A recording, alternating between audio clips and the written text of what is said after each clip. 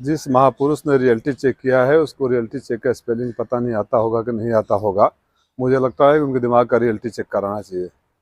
मुझे ऐसा लग रहा था कि जो आज़ादी के बाद अब तक की सबसे बड़ी ऐतिहासिक जीत जनता ने दी है, तो कुछ सद्बुद्धि आई होगी।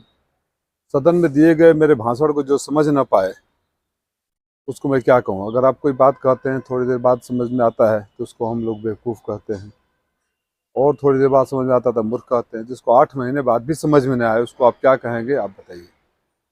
मेरे भाषण पर ना तो रेल मंत्री सामने बैठे थे, रेल राज्य मंत्री बैठे थे, उन्होंने कोई एतराज दर्ज कराया, ना भारतीय जनता पार्टी के किसी या विपक्ष सत्ता पक्ष के किसी सांसद ने कराया।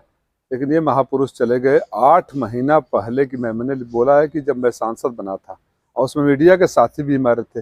मैं यहाँ माननीय रेल मंत्री जी को जरूर धन्यवाद दूंगा कि मीडिया के साथ ही खड़ा था, बाढ़ का निरीक्षण कर रहा था, उनका फ़ोन आ गया मेरे पास और उन्होंने आश्वासन दिया। मैंने भाषण में बोला कि 2 बार 3 बार लिखा, कार्रवाई हो रही है। तो मेरे लगातार सक्रिय रहने की वजह से वहाँ सुधार की स्थिति आ रही है। उस दिन क्यों नहीं गए रियलिटी चेक करने? And who is he to go and do the inspection for the government officers? Who is he? In what authority he can go? कौन से कैसे गए वो किस अधिकार से गए?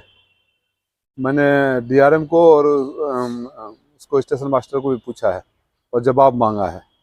उस प्लेटफॉर्म पर राजनीतिक मंच बनाओगे, 50-100 लोगों को अपने लेके जाओगे और मैं मीडिया के साथियों को लेकर जाओगे, उसमें कोई ट्रेन आए, उसमें लोग यात्री चढ़े उतरे, कोई भगदड़ हो जाए, कोई दुर्घटना हो जाए, कौन जिम्मेदार है? कैसे एक आदमी बिना प्लेटफॉर्म टिकट का अगर जाता है तो उसको फाइन वसूला हो जाता है। रेल के जिन कर्मचारी अधिकारी ने किया इनके खिलाफ भी कार्रवाई होगी।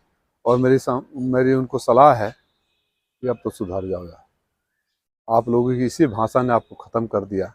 भाषा पर थोड़ा लगाम रखो, अहंकार से नीचे आओ और बोलने से पहले 100 बार सोच लो। लोग हंसते हैं, पता नहीं किसको। मुझे तो लग रहा है कि ट्रंप को भी टैग कर देना चाहिए, किसको किसको टैग किया है।